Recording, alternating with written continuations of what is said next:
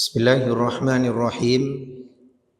Ma'asyiral muslimin wal muslimat, Bapak Ibu, saudara-saudari, para hadirin jemaah masjid, masjid guru, jemaah masjid zuhur, masjid guru, jemaah salat zuhur yang dirahmati dan diberkahi oleh Allah Azza wa Jalla. Assalamualaikum warahmatullahi wabarakatuh. Alhamdulillahi rabbil alamin, wa bihi nasta'inu wahdahu ala umuri dunya waddin. Ashhadu an la ilaha illallah ilahul awwalina wal akhirin, wa ashhadu anna muhammadan abduhu wa rasuluh al-mab'utsu rahmatan lil alamin, sallallahu alaihi wa ala alihi wa ashabihi wa ala man tabi'ahum bi ihsanin ila yaumiddin. Amma ba'du.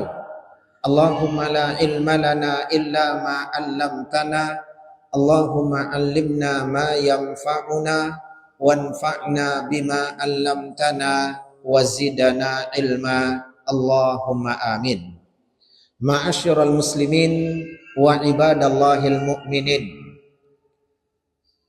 Alhamdulillah, kita bersyukur kepada Allah atas limpahan nikmat dan karunia-Nya semata. Kita dipertemukan dengan bulan yang mulia, bulan Ramadan. Ketahuilah kaum muslimin, ketika Allah memberikan nikmat dan karunia ini kepada kita, maka Allah Azza wa Jalla mewajibkan kita untuk mensyukurinya. Tanpa terasa kita telah melewati 10 pertama menuju kepada pertengahan dari bulan puasa. Allah Tabaraka wa Ta'ala telah menjelaskan kepada kita di dalam kitabnya yang mulia pada ayat kedua di dalam rentetan ayat-ayat puasa. Ayyamam ma'dudat, Ramadan di mana kalian difardukan untuk mengerjakan ibadah puasa pada siang harinya adalah ayyamam ma'dudat, hari-hari yang berbilang, hari-hari yang sedikit. Ketika Allah memerintahkan ibadah puasa, ini adalah ibadah yang jelas berat dan tidak mudah bagi umat manusia. Mereka memiliki kecondongan, memiliki kebutuhan kepada makanan, kepada minuman, dan juga menunaikan atau menyalurkan syahwatnya. Tapi saat berpuasa ini semua ditinggalkan. Allah Tabaraka wa Ta'ala setelah menyebutkan hikmah disyariatkan ibadah puasa adalah untuk meraih derajat takwa, Allah memberikan kabar gembira kepada orang-orang yang beriman. Kalian berpuasa hanyalah pada ayyamun qalilah, hari-hari yang sedikit.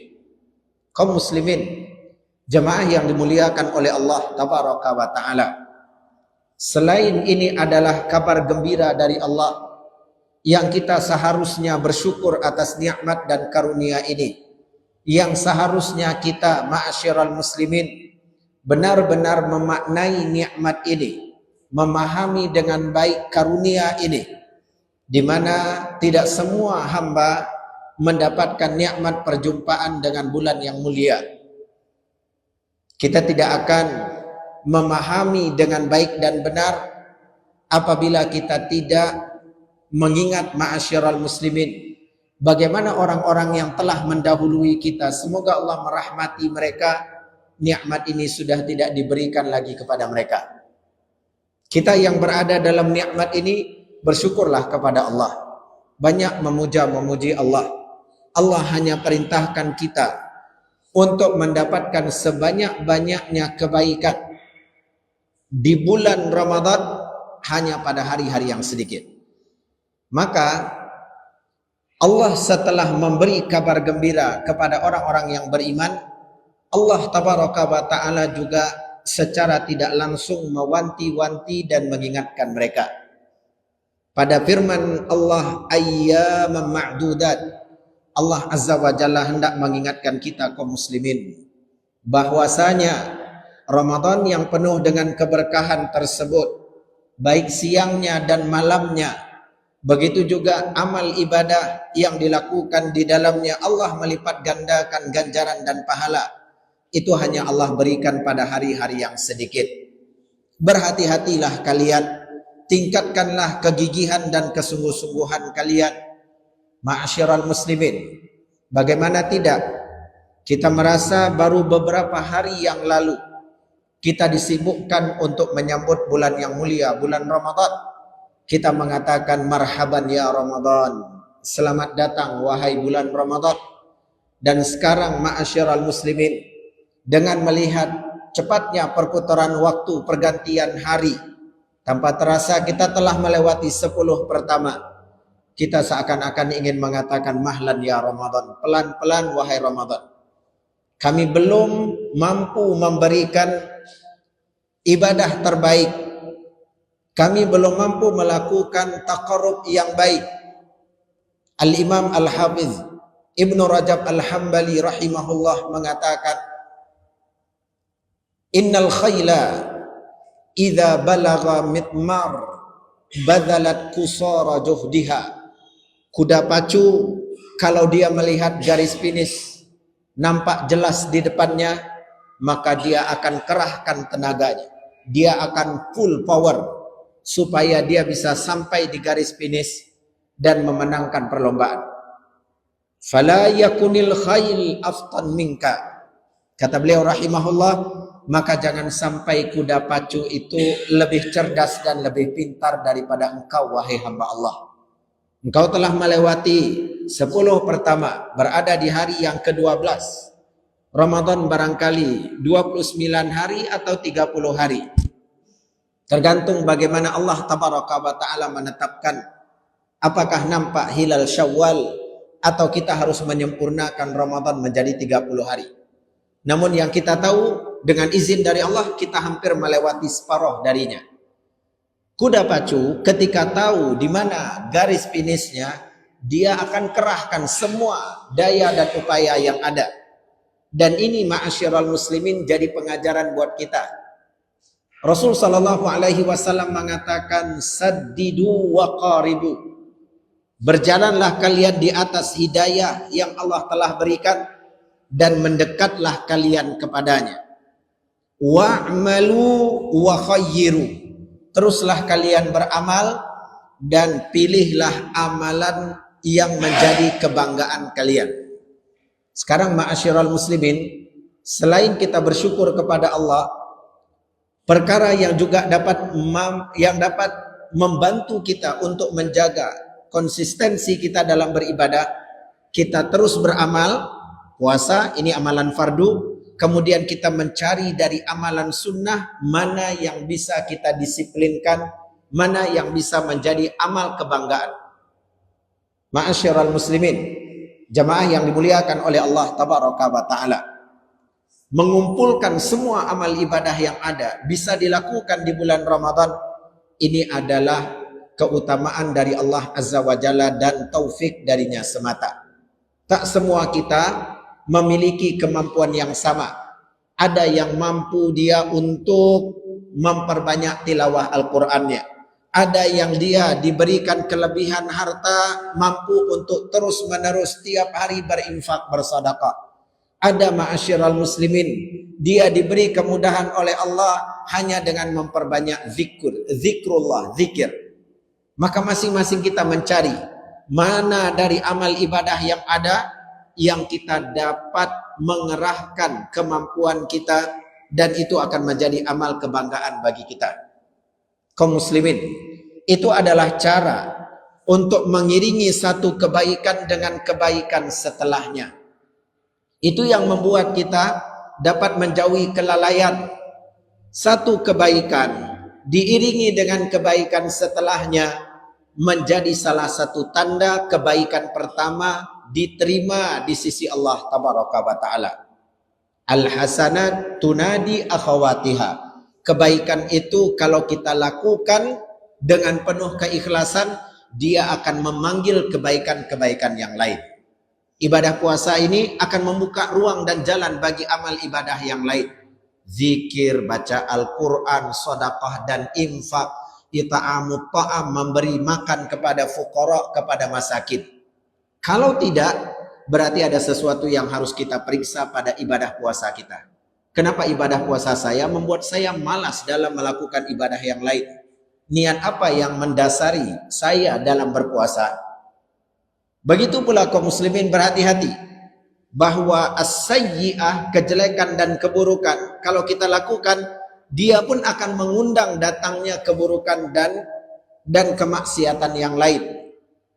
Maka ketika kita tahu kita terjatuh dalam dosa, dalam maksiat, segera tutup dengan istighfar dan taubat. Jangan kita menunda istighfar dan taubat, jangan kita berlama-lama di dalam dosa dan maksiat. Berbahaya. Waktu kita di Ramadan sangat-sangat singkat. Kalau kita pelihara itu dosa, kita lakoni dan gemari itu maksiat, dia akan memanggil dosa dan maksiat yang lain. Tanpa kita sadari kaum muslimin, memang kita tidak melakukan dosa baru, tapi salah satu efek dan dampak buruk dosa itu melemahkan hati kita, melemahkan raga kita. Sementara kita membutuhkan kekuatan hati untuk berjalan menuju Allah Subhanahu wa taala. Dan pelengkapnya kita butuh kekuatan badan. Ma'asyiral muslimin, kana Rasulullah sallallahu alaihi wasallam yajtahidu fi Ramadan ma la yajtahidu fi ghairi. Aisyah radhiyallahu taala anha mengatakan Rasul sallallahu alaihi wasallam semangat beribadah di bulan Ramadan lebih giat dan lebih semangat lagi dari ibadah yang beliau lakukan di bulan-bulan yang lain. Ada peningkatan. Kita tak akan mungkin dapat melakukan peningkatan kalau penghalang dan penghambatnya tidak kita singkirkan. Penghalang dan penghambatnya itu adalah dosa dan maksiat. Rasul sallallahu alaihi wasallam, kata Aisyah radhiyallahu taala anha, "Idza dakhala al-'ashar", kalau sudah masuk 10 hari terakhir dari bulan Ramadan, syadda mi'zarahu, beliau sallallahu alaihi wasallam mengencangkan ikatan kainnya. Ini maksudnya adalah i'tazala nisa'ahu. Beliau menjauhi dan meninggalkan istrinya, beliau memperbanyak i'tikaf di dalam rumah Allah. 10 hari terakhir. Kemudian ahya lailahu, beliau menghidupkan malamnya. Nyaris beliau tidak istirahat. Kalau tidak hanya mengurangi beberapa jam saja untuk istirahat. Lebih banyak bangun dalam beribadah dan melakukan perkara-perkara taat. Setelah menghidupkan malam, wa aiqadha ahlahu. Meskipun beliau i'tikaf di masjid, beliau tetap membangunkan keluarganya. Kaum muslimin, bapak-bapak yang i'tikaf di 10 hari terakhir, ya, tetap malam hari mengingatkan keluarga. Ini 10 hari terakhir. Di antara malam-malamnya ada Lailatul Qadar. Dia akan datang menghampiri kehidupan kita. Namun dirahasiakan kapan waktunya. Berhati-hati. Jangan sampai kita menemui Lailatul Qadar sedang melakukan dosa dan maksiat kepada Allah Tabaraka wa Ta'ala. Bangunkan keluarga. Ingatkan mereka. Kaum muslimin, itu Rasul sallallahu alaihi wasallam yang sudah diampuni dosanya yang telah berlalu dan yang akan datang. Pintu surga tidak akan dibuka kecuali setelah ketukan tangannya. Bagaimana dia beribadah di bulan Ramadan? Maka ma'asyiral muslimin, kita perlu memuhasabah diri kita di hari-hari ini. Lihat lagi ke belakang apa yang sudah kita lakukan dari hari pertama. Kalau kita tidak baik dalam penyambutan bulan Ramadan, jangan sampai kita juga tidak baik dalam perpisahan dengan bulan Ramadan. Kita melihat apa kelemahan kekurangan yang ada dan kita melakukan perbaikan dan peningkatan. Sesungguhnya Ramadan makin ke ujung, ini adalah puncak kemuliaan dan keistimewaan. Kaum muslimin, jamaah yang dimuliakan oleh Allah Tabaraka wa Ta'ala. Sebagai penutup, mudah-mudahan ini menjadi pengingat bagi kita bersama. Ketika kita membaca hadis, Lailatul Qadar lebih cenderung disebutkan pada malam-malam ganjil. Sehingga sebagian hamba-hamba Allah mereka memilih giat dan semangat di malam 21, malam 23, malam 25, kemudian malam 27 dan malam 29. Itu pun kalau lagi sempat atau kalau lagi tidak sedang safar pulang kampung. Sementara kaum muslimin di malam 22, malam 24, malam 26 mereka menghabiskan waktu dengan tidur dan kelalaian. Demi Allah, ini adalah kerugian besar. Kita tidak akan pernah tahu kapan pastinya malam ganjil itu. Kalau hitungannya 30, iya pas. Bagaimana kalau Ramadan jadi 29? Lari hitungannya kaum muslimin. Jangan-jangan kita bangun di malam genap, kita tidur di malam ganjil. Satu. Yang kedua, ingat, Rasul mengatakan tiap malam dari malam-malam Ramadan ada pembebasan dari siksaan api neraka. Camkan dua itu. Kita mau cari Lailatul Qadar dan supaya nama kita masuk di dalam list name orang-orang yang dibebaskan dari siksaan api neraka. Dua keutamaan yang terkumpul.